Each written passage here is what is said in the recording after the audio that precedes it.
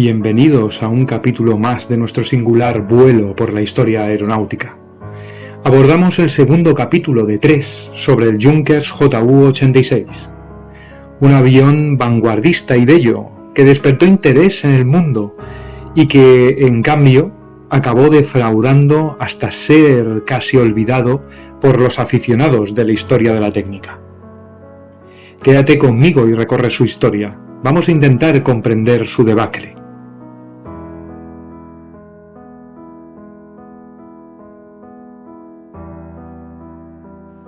Al contrario que otros diseños, que también nacieron con la bivalencia militar comercial, el Junkers Ju-86 sí que destacó en esta faceta, no como sus convecinos Dornier Do-17 o Heinkel HE-111, que fueron fracasos rotundos en este ámbito. Los inicios del avión comercial hay que ligarlos a Lufthansa. No solo esta compañía redactó el pliego de condiciones para su diseño, sino que se entregaron los prototipos V2 y V5 en 1935 para que los sometieran a pruebas y para contribuir a su introducción rápida en la aerolínea. Lufthansa quería introducirlo para equipar su flota de vuelos domésticos en Alemania. A los aviones prototipos de esta versión siguieron los aviones de preserie, Junkers Ju-86B0, fueron 8 en total, que incorporaron las mejoras en el ala que dijimos ya en el capítulo primero de esta serie, que si no lo habéis escuchado os recomiendo que lo busquéis y que lo veáis. Pese al interés y contribución de Lufthansa, el primer operador de los Junkers 86 fue sin embargo Swissair, que se hizo con uno de los de preserie, sin ser equipado en su interior, y lo comenzó a operar como avión correo en abril de 1936. Swissair llegaría a operar 2 aviones, que sobre todo harían tareas de la ruta de correo nocturno entre Zúrich y Frankfurt. Uno de ellos acabaría siendo destruido en un accidente. Lufthansa le siguió con los primeros B de preserie, de los cuales llegó a operar 6 de los 8 que se construyeron en julio de 1936. Con el tiempo se añadirían otros 6 aviones de la versión C1. En total, Lufthansa operó 12 aparatos. Lo empleó conectando las principales ciudades del país. También hay algunos historiadores que dicen que realizó vuelos internacionales. El empleo del avión fue más bien limitado en su país natal y en una de sus principales empresas promotoras, Deutsche Lufthansa. Aún así, el empleo de este avión fue muy valorado por sus tripulaciones en Alemania. Airlines of Australia se interesó por el avión y acabó por probar una de estas aeronaves, cuyo desempeño, pues la verdad es que no satisfizo en nada a los australes, quienes después de sufrir un percance con este avión, pues tal cual se lo devolvieron a Junkers. Los aviones de la serie B de forma muy temprana dieron paso a la versión C, que incorporaba la cola agrandada que favorecía sus prestaciones de manejo en vuelo, que habían constatado los operadores militares del avión. Los 86 comerciales de exportación recibirían la letra Z de Civil o Civil y se ofrecerían en 2 opciones, la Z1 con motores Jumo 205 diésel y la Z2 con los radiales BMW 132 o Pratt & Whitney Hornet. El descalabro de los Jumo 205 y la fama de poca fiabilidad llevó a que la opción Z2 fuera la más demandada. Curiosamente, el mercado civil, que era el óptimo para el motor diésel, acabó operando el motor radial BMW 132 al igual que otros operadores militares. De hecho, Swissair reformó uno de sus 2 aviones, reequipándolo de los motores Jumo 205 a los motores BMW 132. La compañía Joint Aeroboliviano también recibió Junkers 86 a partir de 1937. Hablaremos más adelante de sus 4 aviones. La compañía Línea Aérea Nacional de Chile, LAN, adquirió 3 aviones Junkers Ju-86 del modelo Z-2. El matriculado Charlie Charlie Lima Alpha November acabó sus días en un año negro para el Ju-86 en Chile, 1939. En marzo de ese año el avión sufría un incendio en vuelo en uno de sus motores, lo que obligó a una toma de emergencia en Pampa de Camarones, a 50 kilómetros de Arica, en el desierto. La pericia de su piloto, el capitán Héctor Lopeandía, consiguió que los 5 pasajeros que portaba y él mismo salieran por su propio pie, sanos y salvos. Fue toda una hazaña que dice muchísimo del buen hacer del aviador chileno, que a la sazón pocas horas tendría en su Ju-86. Los 2 restantes se traspasaron a la Fuerza Aérea Nacional de Chile. Un capítulo muy curioso de la historia del Junkers Ju-86 lo tenemos en Manchuria, a la sazón Manchukuo, un reino títere en manos del Japón imperial. Allí la opaca Manchurian Aviation Company adquirió 12 aviones. Estos acabaron pasando a la Manchukuo National Airways. Estos aviones fueron operados de hecho por aviadores japoneses, que los utilizaron en misiones militares de incógnito, catalogadas como de misiones especiales y de naturaleza reservada. En ocasiones eran transportes VIP de altos jerarcas militares japoneses y personal del gobierno manchú. Los Junkers 86 de Manchukuo operaron la ruta de Dairem a Chiamuse, donde, no por casualidad, 3 de los 5 aeródromos que visitaban eran bases militares japonesas. La guerra, ya lo estáis viendo, lo infectaba todo. Lo hemos visto con los aviones de Manchukuo National Airways, pues eso no es nada con los que veremos en Sudáfrica. En Sudáfrica también este avanzado avión consiguió interés. La compañía South African Airlines operó la versión Z. En un principio los sudafricanos querían motores Rolls-Royce Kestrel lineales en vez de los Jumo 205 o BMW 132, pero finalmente las altas demandas del motor británico Kestrel dieron al traste con ello y acabaron por comprar 18 aviones con motores radiales Pratt & Whitney Hornet. Al estallar la Segunda Guerra Mundial, la Fuerza Aérea de Sudáfrica se hizo con todos los Junkers Ju-86 de South African Airlines. Como el interior, ya os lo podéis imaginar, era muy diferente a la versión militar y no llevaban las famosas celdas para las bombas, los sudafricanos se las ingeniaron para añadir largos soportes para bombas bajo el fuselaje de sus Ju-86 y una ametralladora operada remotamente por el piloto. Los Junkers Ju-86 Z7 militarizados fueron los únicos aviones de este tipo operados por los aliados. No fueron especialmente apreciados, siempre por su poca autonomía. Por otro lado, era más que suficiente, una vez más, para su operación civil, pero era bastante corta para las vastas misiones de patrulla de la Fuerza Aérea Sudafricana. Sin embargo, su despliegue lo convierte en uno de los más pintorescos operadores del avión, por lo menos en lo tocante a llevarlo a lugares exóticos. En Sudáfrica primero operó como bombardero medio, pero ya en 1940 fue relegado de esta labor por el Abro Anson. De esta manera los Junkers 86 iniciaron su papel como aviones de patrulla costera, pero también de ahí fueron removidos y entonces se desempeñaron como transportes.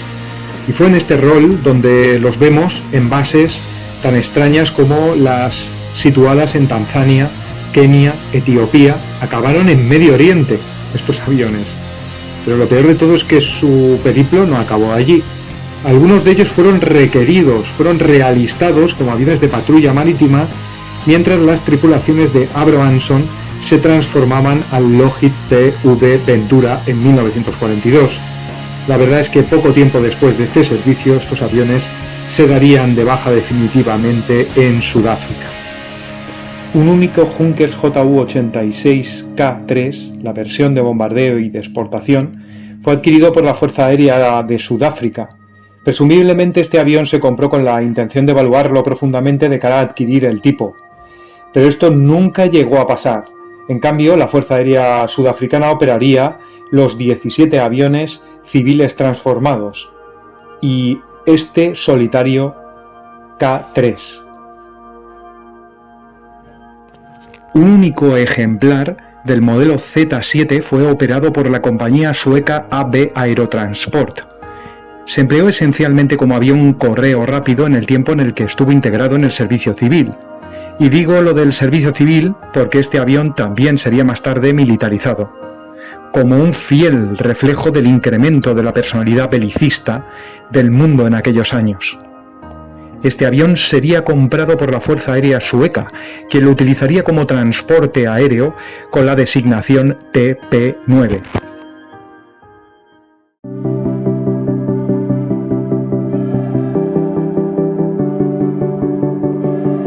Vamos a hablar de las exportaciones militares del tipo.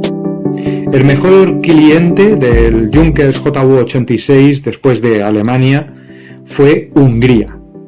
Los húngaros también tuvieron que crear su fuerza aérea de manera clandestina antes de la Segunda Guerra Mundial, al igual que Alemania. No solo fueron los mejores clientes del Junkers 86, sino que su compra tiene más valor porque ellos sometieron a prueba el Heinkel HE-111 y al 86 y, bueno, se decantaron por el Junkers, algo le vería. En 1936 se pidieron los primeros Junkers Ju-86K9 para Hungría. Contratos sucesivos aumentaron la cifra a 66 aviones en total.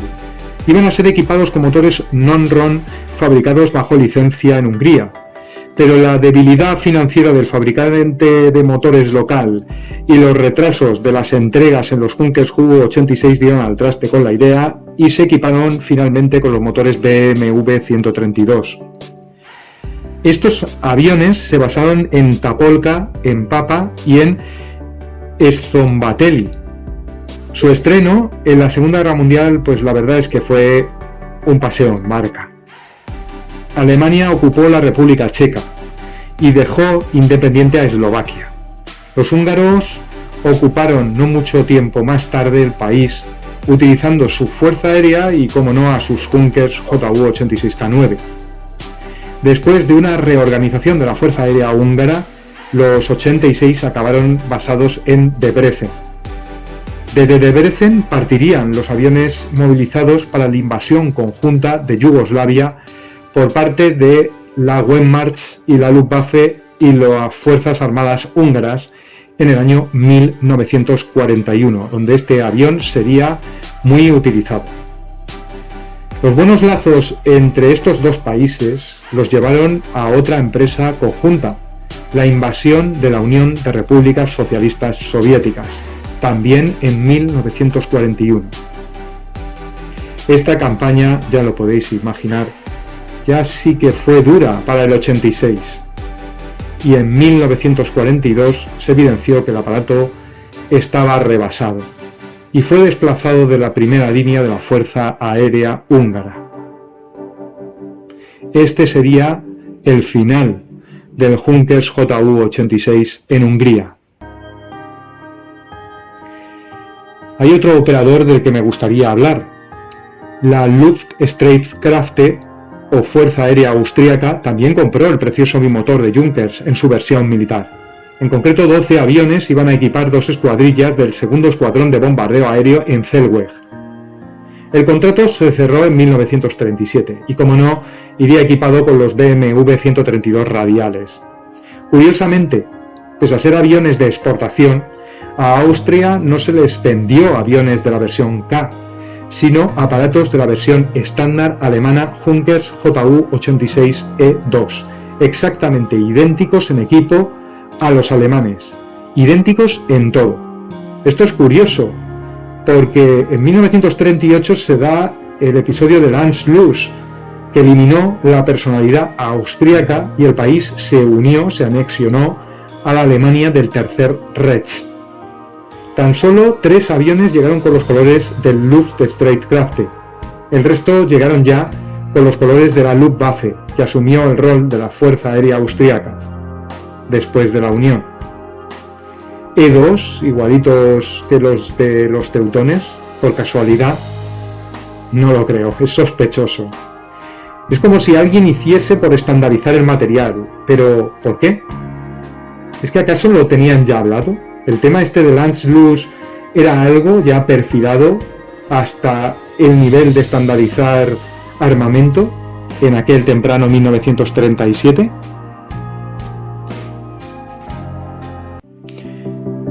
Conforme avanzamos, esto se pone más interesante. Nos vamos a un usuario muy especial, mi país vecino, y pese a ello, nuestros queridos hermanos portugueses, quienes también operaron este precioso avión. Además, en unos camuflajes, utilizando los colores alemanes, pero en vez de con sus habituales líneas quebradas y rectas, con unas líneas mucho más débiles, más parecidas a los camuflajes estandarizados que hoy en día vemos.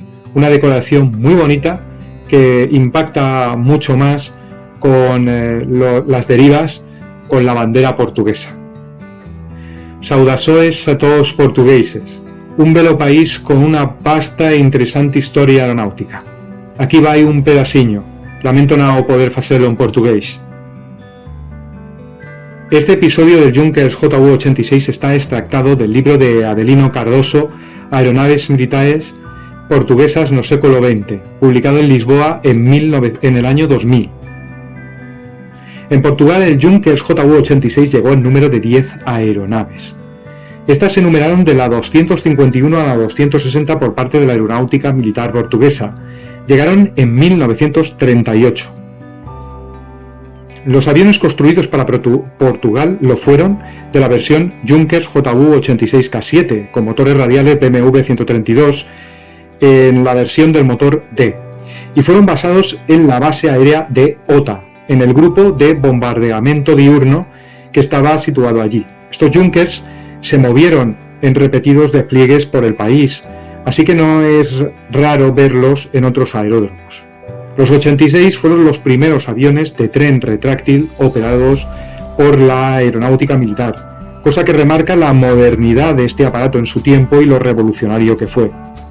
Pero los avatares y la rapidez del avance técnico por necesidades de guerra lo convirtieron en un espejismo de lo que supuso en muy poco tiempo.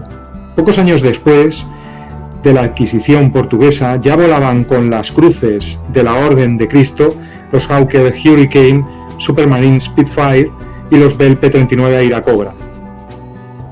Sin embargo, la obsolescencia del Junkers JU-87 no fue la razón de su retiro.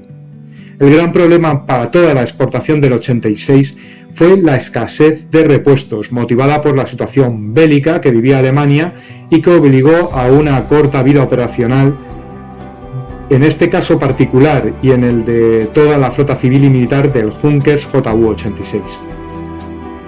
En Portugal los aviones volaron también poco por escasez de combustible, un problema que fue crítico en los años de la Segunda Guerra Mundial y que junto a la falta de repuestos condenó a estas 10 aeronaves a ser reinas de hangar. En 1941 se perdió un avión que estaba estacionado en un hangar de Sintra.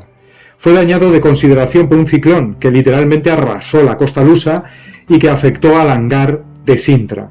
En 1944, los 9 Junkers JU-86K7 de la Aeronáutica Militar Portuguesa pasan a la Escuadrilla 2, después de que la base de OTA se reequipase con los nuevos Bristol Blenheim.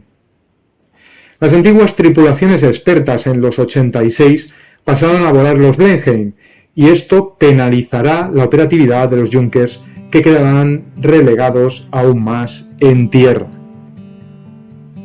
En el 45 se pierde otro precioso avión portugués al producirse un incendio en vuelo durante un aterrizaje, pero la pericia de los aviadores llevó al avión a tierra con todos los de a bordo sanos y salvos. El avión será dado de baja. La falta de piezas ya es radical en 1948. Solo 2 aviones estaban en condiciones de vuelo y poco tiempo después, en 1950, solo el 260 es registrado como en condiciones de vuelo. El último vuelo de estas bellezas se realizó el 18 de enero de 1951. Con su retiro, el Junkers JU-86 acabaría sus días en Portugal. Tengo que decir que es increíble que mantuviesen un avión en vuelo hasta 1958, esto es, 12 años después de que empezase a ser crítica la falta de repuestos del tipo. Estamos hablando de que Portugal tenía tan solo 10 aviones. Para mantener este avión en vuelo, tuvieron que sacrificar los otros 8 restantes, porque uno se había estrellado, e ir canibalizando piezas. Pero es muy remarcable el esfuerzo de las tripulaciones de tierra de la Fuerza Aérea Portuguesa, que mantuvieron, de la Aeronáutica Militar Portuguesa en este momento, que mantuvieron un avión operativo 12 años después de que no les llegase ya ningún repuesto de Junkers. Tristemente, ningún ejemplar de este avión se preservó. Eran tiempos de necesidad y también en los que el interés por valorar los aviones como piezas de museo era algo aún muy singular. Hay que reconocerlo.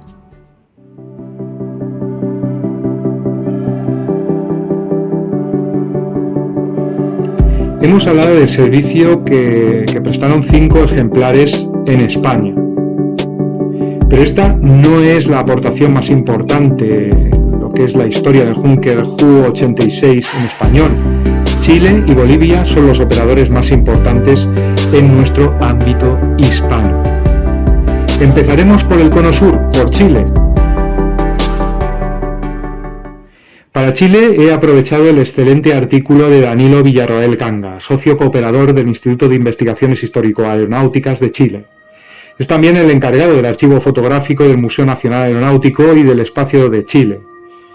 Os ruego que visitéis su artículo en blogger.com. Nos vamos a un momento en el que la Fuerza Aérea de Chile, la FACH, aún no se llamaba así. Son los momentos de la Fuerza Aérea Nacional y los de la dirección del general Diego Aracena Aguilar, comandante en jefe de la misma. Chile salía de los efectos universales de la crisis del crack del 29 y se vio en la acuciante necesidad de modernizar su fuerza aérea.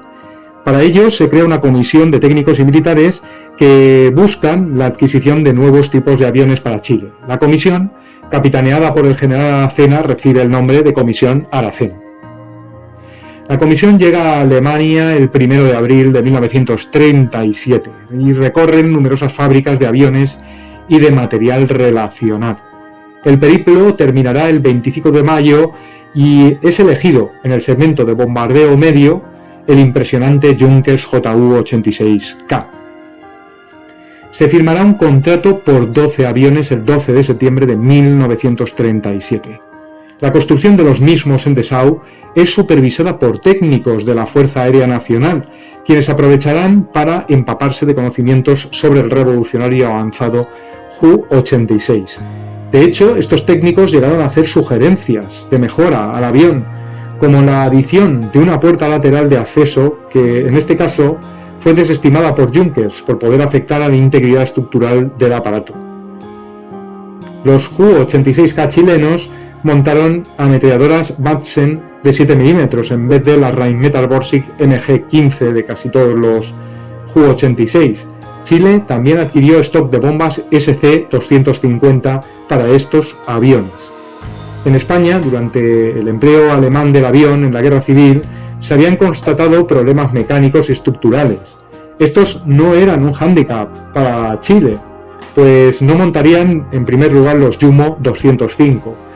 Y los problemas estructurales, pues la verdad es que se justificaron por el estrés sufrido en las exigentes y duras condiciones de guerra del escenario europeo.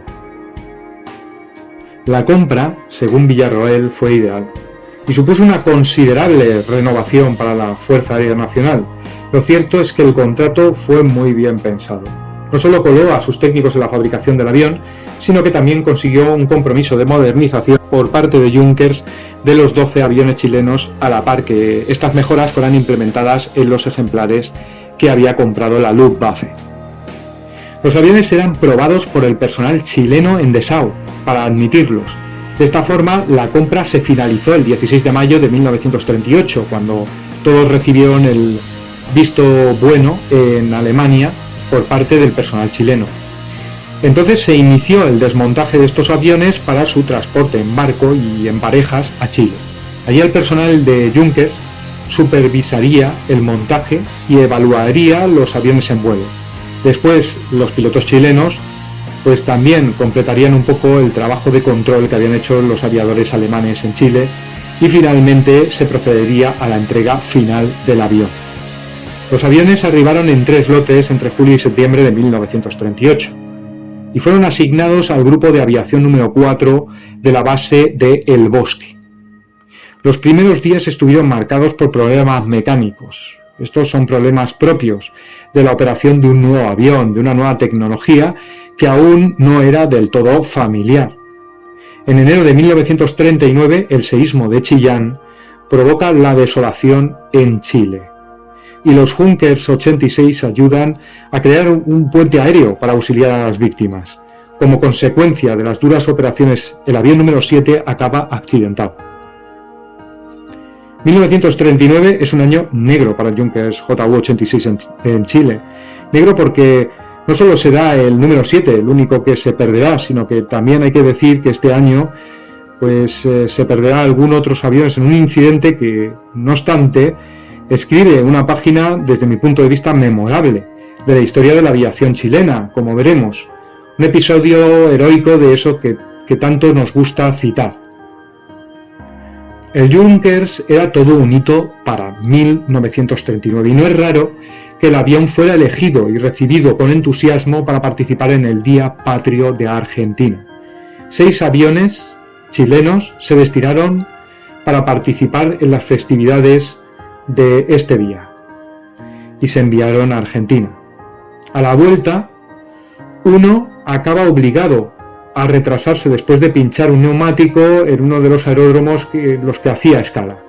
Este fue el que mejor suerte tuvo de todos los aviones que fueron enviados a Argentina. Los otros 5 acaban en una carrera contrarreloj contra un frente de mal tiempo que amenaza sobre la misma cordillera. En unos años que tengo que decir, donde la navegación no era asistida y donde los techos de estos aviones eran bastante reducidos comparado con los techos de los aviones de hoy, así que solo tenías 2 alternativas. Las 2 posibilidades ante el mal tiempo era o aterrizas o te juegas la vida. Aquí es donde viene lo bueno.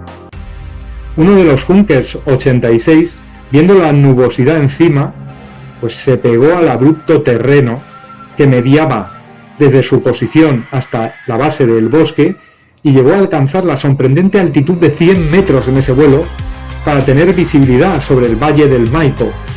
Sorteó la tormenta y a las montañas, volando casi podando las copas de los árboles, y lo consiguió. Este pedazo de piloto lo logró. Es increíble, yo me pregunto, si el 86 fue entregado a la Fuerza Aérea Nacional pasado septiembre de 1938, ¿cuántas horas tendría este aviador en Junkers JU-86 en 1939? Es un alarde. Los otros se vieron obligados a descender como y donde pudieron. El número 1 acabó tomando en terreno muy abrupto y el avión resultó semidestruido y causó baja definitiva. La operación de los aviones en Chile estuvo marcada por problemas con los motores BMW 132D. Dieron mal resultado. En 1941 un informe argumentó que pecaban de sobrecalentamiento y de hasta agripamiento en algunos casos. Tenían rotura de bielas y de cabezas de los cilindros. También eran frecuentes los fallos de bujías, aunque esto podía deberse a la baja calidad de las bujías. La explicación que argumenta Villarroel es de que las roturas se producían por la ingesta de partículas de a la vez las roturas ocasionadas en las turbinas de los compresores. Estos restos acababan en los cilindros y ocasionaban el resto de problemas que describían en este informe. A su vez, de la ruptura de las turbinas podría tener su origen en la operación de los Junkers JU-86K en pistas sin pavimentar como la del Bosque o Alto Hospicio. Seguimos con la mala racha. En 1941 el número 4 se accidentó y se da de baja. En 1942 el número 11 se accidentó también, llevándose la vida de un tripulante. Pero estos accidentes, cuya explicación mecánica es presentada por el investigador Villarroel, también evidencian un constante problema en la operación del Junkers Ju-86 por la falta de repuestos. En 1942, prueba de ello, los Ju-86 número 10 y 12 se estaban empleando ya para ser canibalizados, para ofrecer repuestos y mantener en vuelo el resto de la flota. El 4 y el 11 habían causado baja definitiva, y el primero en estrellarse, el número 7, que se consideraba podía volver a volar, aún no había sido reparado. Desde mi punto de vista, esta situación evidencia un problema que ya hemos visto en otras ocasiones, la falta de repuestos. En Chile, la aerolínea LAN operaba la versión civil del Ju-86, el Z. A finales de 1941 se adquieren 2 aviones de la compañía para la Fuerza Aérea Nacional, que los operó como transportes. El primero recibió el número 222, pero cuando llegó el segundo fueron numerados 901 y 902. En 1944 el 901 acaba estrellándose mientras cubría tareas de auxilio para paliar los efectos del terremoto de San Juan. En este 1944 la flota de aviones disponibles en Chile es de 6 Junkers Ju-86K y un único Junkers Ju-86Z. El modelo de transporte quedará asignado a transporte VIP en la escuadrilla de comando en jefe. Los modelos K son numerados ahora 802, 803, 805, 806, 808 y 809 y se integran todos en el grupo de aviación número 1. Esta reorganización, no obstante, revela las deficiencias de repuestos de los aviones y tan solo un año más tarde les llega el retiro definitivo a los 6 aviones de la versión K. En ese año se evidenció que solo el 806 y el 803 estaban ya en condiciones de volar. Un informe solicitado al Grupo de Aviación número 1 concluyó que todos los aparatos podían estar certificados para el vuelo si se conseguían los indispensables repuestos. La guerra en Europa lo hacía del todo imposible. Así las cosas, el 803 y el 806 tan solo harían vuelos de entrenamiento de tripulaciones en ese 1945 y serían posteriormente dados de baja en septiembre de 1945, tan solo 7 años después de su llegada a Chile. Aún hubo un ligero epílogo del 86 en Chile. El transporte superviviente estaba en muy buenas condiciones y fue extensamente utilizado como transporte de mando. El 902, matrícula que tenía este avión, recibió nuevos motores en su transferencia de LAN a la Fuerza Aérea Nacional. Los nuevos Pratt & Whitney Hornet, más fáciles de conseguir que los BMW 132 originales, que se habían convertido en motores muy singulares. Después de su servicio en el transporte VIP, se mantuvo en la Escuela Mecánica para Instrucción. El aparato es retirado definitivamente en 1946. Es curioso, porque la razón de su baja no hay que buscarla en asuntos mecánicos, sino más bien en asuntos, podríamos decir, contractuales. Este año, la Fuerza Aérea Chilena estaba recibiendo mucho material nuevo estadounidense, bajo condiciones de retirar el material procedente de otras nacionalidades. Los estadounidenses querían a Chile para ellos, en exclusiva. Nuestro Junkers Ju-86Z número 902 será sustituido por Douglas C-47 Skytrain. El aparato aún sirvió de avión escuela para mecánicos en tierra, en la que había sido la casa del 86 en Chile, la base de El Bosque. Ningún avión se preservó.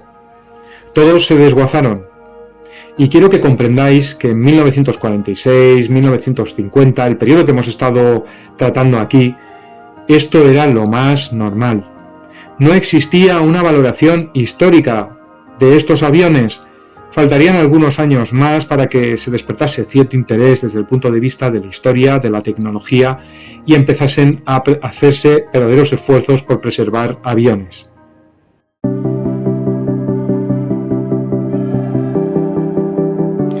En conclusión, se fabricaron 51 aviones Junkers Ju-86 en sus versiones civiles. El aparato fue operado por un respetable número de aerolíneas en 8 países, en Suiza, Alemania, Bolivia, Chile, Manchuria, Sudáfrica y en un ejemplar en Suecia y Australia. Sí que es verdad que es un número muy pequeño, pero he de aclarar que estamos en los años 30. No cometamos el error de mirar el mundo con el sesgo de nuestra propia experiencia actual. Entonces, era muy poco el público que elegía el avión para sus viajes y me atrevería a decir que era ridícula la cifra de viajeros en cualquier medio de transporte si lo comparamos con el mundo globalizado en el que llevamos viviendo ya más de 40 años. Es difícil hacer entender la diferencia, pero voy a intentarlo analizando la Swissair de los años 1934 a 1939. Para hacernos una idea, actualmente la empresa suiza gestiona algo más de 120 rutas y 90 aviones de pasaje y carga. En los años 30, Swiss Airlines tenía 21 avioncitos. Su principal avión era el Douglas DC-2, del que llegó a operar la friolera D6, y cada uno transportaba 14 pasajeros. Tenía también el avión más fabricado del momento, el de Havilland DH-89 Dragon Rapid. Contaba 4 bajo su enseña. Volaba 2 Lockheed Orion, un solitario Comte Gentleman, un Curtiss Condor que además se estrelló nada más ser recibido en un trágico accidente, y el resto pues eran aviones Dornier Mercure, Messerschmitt M18, aviones viejos y de poca capacidad, y por supuesto allí estaban nuestros 2 Junkers Ju-86 que se utilizaron para el transporte de carga de correo. Imaginad el panorama de las aerolíneas del momento. Este que hemos descrito sería extrapolable a cualquiera de ellas. La eclosión del transporte aéreo llegaría después de la Segunda Guerra Mundial, gracias a los aviones excedentes del conflicto, baratos ejemplares fácilmente convertibles en aviones de aerolínea como los Douglas DC-3 y DC-4, C-47 y C-54 respectivamente en sus designaciones militares, los Curtiss Commando, que también estarían más o menos en el mismo sector, y un pelín más tarde los nuevos Lockheed Constellation y Boeing Stratocruiser, que también se beneficiarían de diseños y presupuestos bélicos para aparecer en escena. Pero eso ya es un asunto diferente al que nos atañe en este capítulo. De esta forma, fabricaciones extensas de aviones comerciales en la época no eran asumibles, simplemente no había un mercado tan amplio y no son raros números tan bajos. Así tenemos que, por ejemplo, el fabuloso DC-2 completó 156 aviones civiles y militares, o el famoso Lockheed 10 Electra, en el que voló Amelia Earhart y Fred Noonan, solo consiguió 21 pedidos civiles. Lo que es del todo extraño son los 700 ejemplares que completó el anticuado y muy mejorable Dragon Rapid, aunque algunos fueron militares y esto pues siempre altera las cifras. De esta manera el Junkers Ju-86 no estuvo nada mal en ventas en su tiempo, aunque no fue un rotundo éxito tampoco, todo hay que decir. Postulo que una vez más la belicosidad de su país de nacimiento obturó las posibilidades de un avión que ya en 1938 debía dejar espacio en las cadenas de montaje a los bombarderos y transportes de la Luftwaffe. Lo triste es observar cómo la industria aeronáutica y comercial alemana prebélica estaba experimentando altos índices de avance tecnológico, de innovación y ganancias, y cómo todo ello se frenó en seco por culpa de la guerra. Sí, sé lo que me vais a decir. La aviación avanzó muchísimo de 1939 a 1945.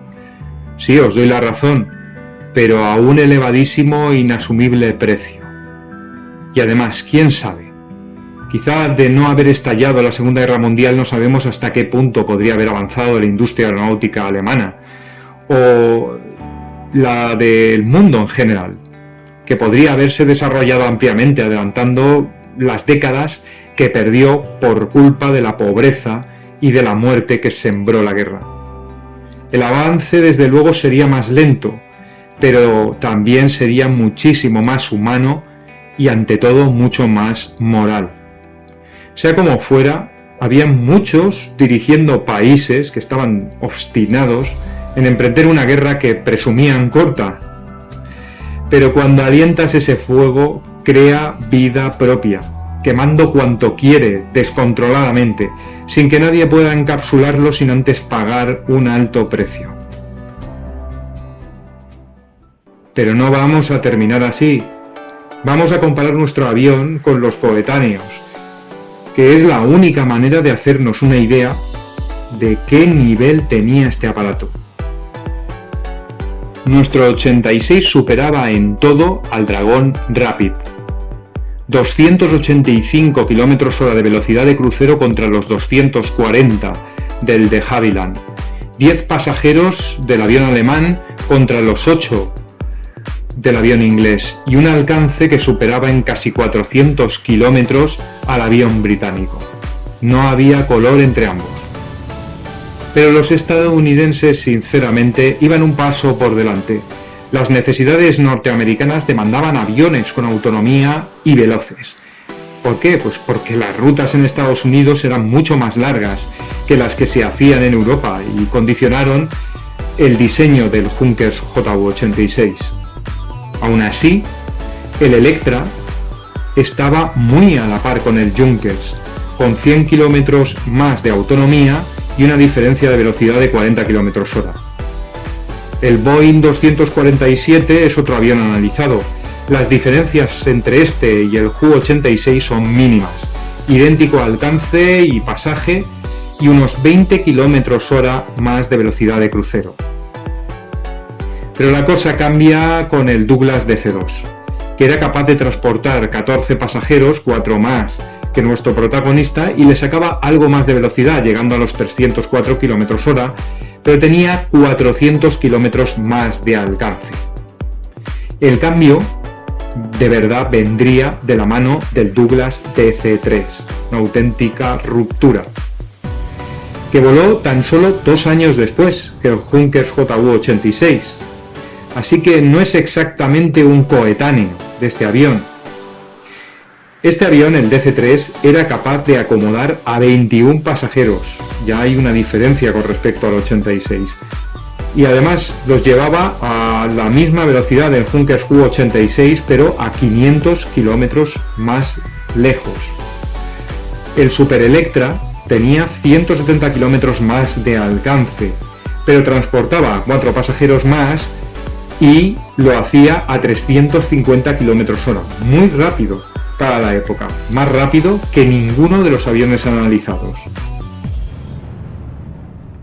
En resumen, el Junkers Ju-86 comercial fue un buen avión, con una carga, alcances y velocidades buenas para su momento. De nuevo, el avión de Junkers se comportó mucho mejor de lo que esperaríamos si nos quedamos con el análisis superficial, sin tener en cuenta sus aviones rivales, ni a las circunstancias por las que pasó su fabricante como consecuencia de la Segunda Guerra Mundial. Espero que este capítulo os haya ayudado a conocer mejor este aparato y a comprender su contexto. Aquí llega el fin de este segundo capítulo del Junkers Ju-86, pero seguiremos con un tercero, donde nos vamos a ir muy alto, pero muy alto, mucho más alto de lo que cualquier caza aliado puede llegar. Este vuelo nos va a llevar a Bolivia, el tercer país que utilizó el Junkers Ju-86 en español. Hasta el próximo capítulo. Muchas gracias por aguantar este peñazo. Chao.